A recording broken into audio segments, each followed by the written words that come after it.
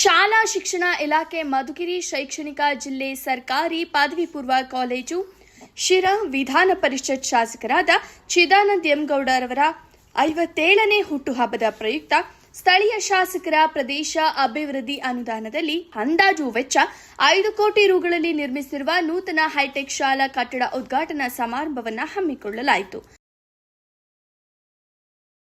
ಕಾರ್ಯಕ್ರಮ ಉದ್ಘಾಟಿಸಿ ಮಾತನಾಡಿದ ರಾಮಕೃಷ್ಣ ಆಶ್ರಮ ತುಮಕೂರು ಡಾಕ್ಟರ್ ಶ್ರೀ ವೀರೇಶಾನಂದ ಸರಸ್ವತಿ ಸ್ವಾಮೀಜಿ ಮಾತನಾಡಿ, ಇದು ಬರೀ ಶಾಲೆಯಲ್ಲ, ನಿಮ್ಮ ಭವಿಷ್ಯವನ್ನ ರೂಪಿಸುವ ಹೆಬ್ಬಾಗಿಲು. ವಿದ್ಯಾರ್ಥಿಗಳಲ್ಲಿ ಕೃತಜ್ಞತಾ ಮನೋಭಾವವನ್ನ ಬೆಳೆಸಿಕೊಳ್ಳಬೇಕು. ನಿಮ್ಮ ಜೀವನದಲ್ಲಿ ರೂಪಿಸುವ ಶಿಕ್ಷಕರು, ಹಾಗೆ ನಿಮಗೆ ಜೀವ ನೀಡಿದ ತಾಯಿ, ಪೋಷಿಸಿದ ತಂದೆ, ಇವರಿಗೆ ಸದಾ ಕೃತಜ್ಞವಂತರಾಗಿರಬೇಕು ಎಂದರು. ಆಗಿನ ಕಾಲದಲ್ಲಿ ಧರ್ಮರಾಯನಿಗೆ ಮೊದಲು ಸ್ವಲ್ಪ ನರಕದ ದರ್ಶನ ಮಾಡಿಸಿ ಆಮೇಲೆ ಸ್ವರ್ಗಕ್ಕೆ ಕರ್ಕೊಂಡು ಹೋಗ್ರಂತೆ. ಹಾಗೆ ನಮ್ಮ ಚಿದಾನಂದ ಅವರಿಗೆ ಈ ತಾಲೂಕಿನ ಜನ ಮೊದಲು ಸ್ವಲ್ಪ ಕಹಿಯನ್ನ ಅನುಭವಿಸುವಂತೆ ಮಾಡಿ ಆಮೇಲೆ ಯೋಚನೆ ಮಾಡಿದ್ರು, ಇಂಥ ಪುಣ್ಯಾತ್ಮ ನಮ್ಮ ಪ್ರತಿನಿಧಿ ಆಗೋದಕ್ಕಿಂತ ನಮ್ಗಿದು ಯಾರು ಬೇಕು ಅಂತ ಯೋಚನೆ ಮಾಡಿ 23 ತಾಲೂಕುಗಳಿಂದ 5 ಜಿಲ್ಲೆಗಳ ವಿದ್ಯಾವಂತ ಶಿಕ್ಷಕರು ಅವರನ್ನ ವಿಧಾನಸೌಧಕ್ಕೆ MLC ಆಗಿ ಆಯ್ಕೆ ಮಾಡಿದ್ರು. ಚಿದಾನಂದ ಗೌಡರು ಒಬ್ಬ ವಿದ್ಯಾವಂತರಾಗಿ, ಒಬ್ಬ ಶಿಕ್ಷಣ ತಜ್ಞರಾಗಿ, ಈ ಭಾಗದಲ್ಲಿ 5 ವರ್ಷಕ್ಕೊಂದು ಬೆಳೆ ಆಗೋದಿಲ್ಲ. ನಮ್ಮ ಶಿರಾ ಭಾಗದ ಜನರ ಕಷ್ಟ ನಷ್ಟಗಳ ಬಗ್ಗೆ ನನಗೆ ಅರಿವಿದೆ. ಅಂತಹ ಹಳ್ಳಿಯಲ್ಲಿ ಹುಟ್ಟಿದಂತಹ ಈರನ್ ಮೇಸ್ಟರ್ ಸ್ಟೂಡೆಂಟ್ ಜಮ್ಸ್ ಎಜುಕೇಶನ್ ಸೊಸೈಟಿ ತಮ್ಮ ಗುರುಗಳ ಪುತ್ಥಳಿ ಇಟ್ಟು ಸ್ಕೂಲ್ ಮಾಡಿ ಈ ತಾಲೂಕಿನಲ್ಲಿ ಅವರು ಅದ್ಭುತವಾದ ರೀತಿಯಲ್ಲಿ ಒಂದು ಶೈಕ್ಷಣಿಕ ಕ್ರಾಂತಿ ಮಾಡಿದರು. 4 ವರ್ಷದ ಹಿಂದೆ ಗ್ರೌಂಡ್ ಫ್ಲೋರ್ನ ಇನಾಗ್ರೇಷನ್ ಮಾಡೋದಕ್ಕೆ ನಾನು ಕಾರ್ಯಕ್ರಮಕ್ಕೆ ಬಂದಿದ್ದೆ. ನಮ್ಮ BC ನಾಗೇಶ ಆಗ ಎಜುಕೇಷನ್ ಮಿನಿಸ್ಟರ್ ಆಗಿದ್ದರು. ಹಲವಾರು ಜನ ಗಣ್ಯಮಾನ್ಯರು ಅವತ್ತಿನ ಕಾರ್ಯಕ್ರಮದಲ್ಲಿದ್ದರು. ಅವತ್ತು ಚಿದಾನಂದ ಗೌಡರು MLC ತಮ್ಮ ನಿಧಿಯಿಂದ ಈ ಗ್ರೌಂಡ್ ಫ್ಲೋರ್ನ ಕಟ್ಟಿದ್ರು. ಅದಾದ್ಮೇಲೆ ಇವತ್ತು ಫಸ್ಟ್ ಫ್ಲೋರ್ ಆಯಿತು. ನಾನು ಯೋಚನೆ ಮಾಡ್ತಾ ಹೋದೆ, ಇತ್ತೀಚೆಗಷ್ಟೇ ಅವರ ICSC ಬ್ಲಾಕನ್ನು ಇನಾಗ್ರೇಟ್ ಮಾಡಿದ್ದನ್ನು ನಾನು ನೋಡಿದೆ ಪ್ರೆಸಿಡೆನ್ಸಿ ಸ್ಕೂಲ್ನಲ್ಲಿ. ಆದರೆ ನಿಮ್ಗೆ ಸತ್ಯವಾಗಿ ಹೇಳ್ತೇನೆ, ಅಲ್ಲಿ ಏನು ಗುಣಮಟ್ಟ ಆಗಿದೆಯೋ ಒಂದು ನೂಲಿನಷ್ಟು ಕಡಿಮೆ ಇಲ್ಲ. ಇವತ್ತು ಮೇಲೆ ನಾವು ಹೋಗಿ ನೋಡ್ಕೊಂಡು ಬಂದಂತಹ ಈ ಕಟ್ಟಡದ ಗುಣಮಟ್ಟವನ್ನು ನೋಡಿದಾಗ ನನಗನ್ನಿಸ್ತು, ನಿಜವಾಗ್ಲೂ ಕೂಡ ಒಂದು 20-25 ವರ್ಷದ ಹಿಂದೆ ನಮ್ಮ ಚಿದಾನಂದ ಇಲ್ಲೇನಾದರೂ ಜನಪ್ರತಿನಿಧಿ ಆಗಿದ್ದಿದ್ರೆ ನಮ್ಮೂರಿನಲ್ಲಿ ಹಳೆ ಕಟ್ಟಡಗಳೇ ಇರ್ತಿರ್ಲಿಲ್ಲ. ಚಿದಾನಂದ ಗೌಡ ಮಾತನಾಡಿ, ವಿಧಾನ ಪರಿಷತ್ ಶಾಸಕರಾಗಿ ನನ್ನ 5 ವರ್ಷದ ಅವಧಿಯಲ್ಲಿ ಸುಮಾರು 5 ಹೈಟೆಕ್ ಶಾಲೆಗಳ ನಿರ್ಮಿಸಿ ಈ ತಾಲೂಕಿಗೆ ಶಿಕ್ಷಣದ ಕ್ರಾಂತಿಯನ್ನ ಮಾಡಿ ಬಡ ಮಕ್ಕಳ ಜೀವನ ರೂಪಿಸುವ ಕೆಲಸ ಮಾಡುತ್ತಿದ್ದು, ಇಂತಹ ಕಾರ್ಯಕ್ರಮಗಳಿಗೆ ರಾಜಕೀಯದ ಬಣ್ಣ ಹಚ್ಚಿ ಅಧಿಕಾರಿಗಳು ಕಾರ್ಯಕ್ರಮಗಳಿಗೆ ಹಾಜರಾಗದೆ ಶಾಸಕರಿಗೆ ಅಗೌರವ ನೀಡುತ್ತಿದ್ದು, ವಿಧಾನ ಪರಿಷತ್ನಲ್ಲಿ ಈ ಬಗ್ಗೆ ಗಮನ ಸೆಳೆದು ಸೂಕ್ತ ಕ್ರಮ ಕೈಗೊಳ್ಳಲು ಸೂಚಿಸುವುದಾಗಿ ತಿಳಿಸಿದರು. ನನ್ನ ತಾಕತ್ತನ್ನ, ನನಗೆ ಬಂದಿರೋ ಸಂವಿಧಾನ ದತ್ತವಾದ ಅಧಿಕಾರವನ್ನು ಯಾವನ್ನೂ ಪ್ರಶ್ನೆ ಮಾಡೋಕ್ಕಾಗಲ್ಲ.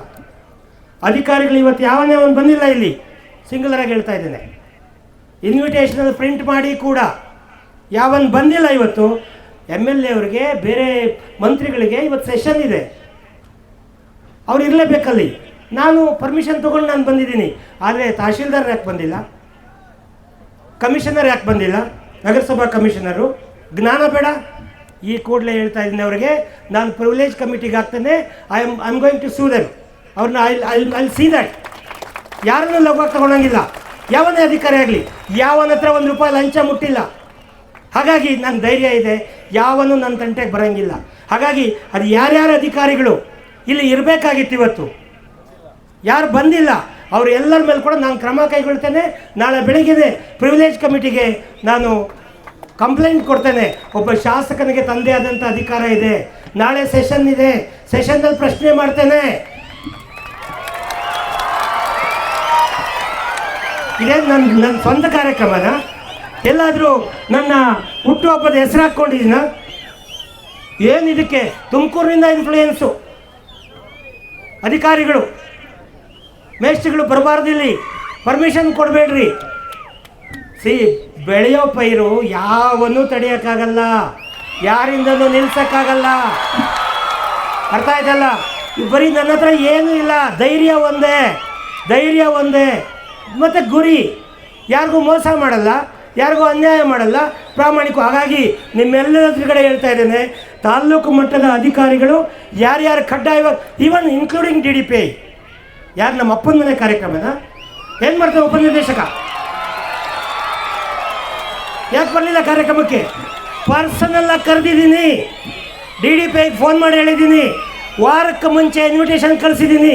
ಏನು ಅಂದ್ಕೊಂಡಿದ್ದಾರೆ? ಒಬ್ಬ ಶಾಸಕ ಅಂದರೆ, ಸಂವಿಧಾನ ಅಂದರೆ, ಅಧಿಕಾರ ಅಂದರೆ ಏನು ಅಂದ್ಕೊಂಡಿದ್ದಾರೆ? ತೋರಿಸ್ತೀನಿ ನಾನೇನು ಅಂತ.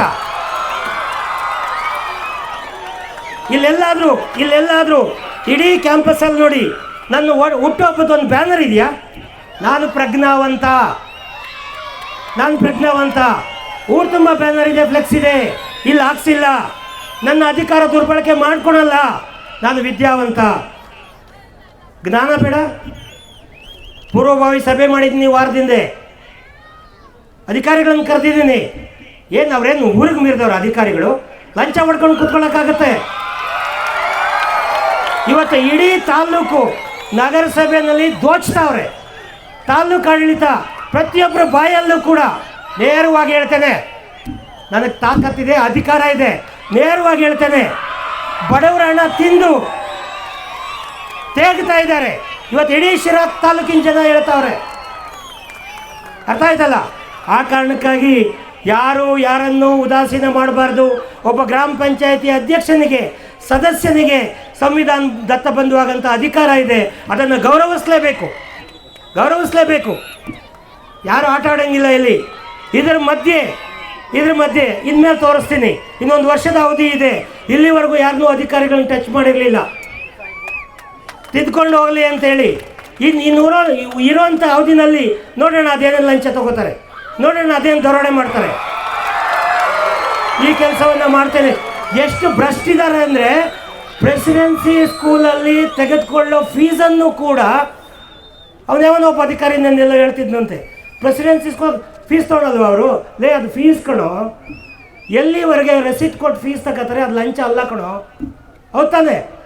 ನಗರಸಭೆ ಟ್ಯಾಕ್ಸ್ ಈ ಸಂದರ್ಭದಲ್ಲಿ ತುಮುಲು ನಿರ್ದೇಶಕ SR ಗೌಡ, ದಿಶಾ ಕಮಿಟಿ ಸದಸ್ಯರಾದ ಮದಲೂರು ಮೂರ್ತಿ ಮೇಸ್ಟ್ರು, ನಗರಸಭಾ ಸದಸ್ಯರಾದ ಉಮಾ ವಿಜಯರಾಜ್, ಅಂಬುಜಾಕ್ಷಿ, ನಟರಾಜ್, ಸುಶೀಲಾ ವಿರೂಪಾಕ್ಷ, ಕ್ಷೇತ್ರ ಶಿಕ್ಷಣಾಧಿಕಾರಿ ಕೃಷ್ಣಪ್ಪ, ಬಿಜೆಪಿ ಮುಖಂಡರುಗಳು, ಶಿಕ್ಷಕರು, ಶಾಲಾ ವಿದ್ಯಾರ್ಥಿಗಳು ಉಪಸ್ಥಿತರಿದ್ದರು.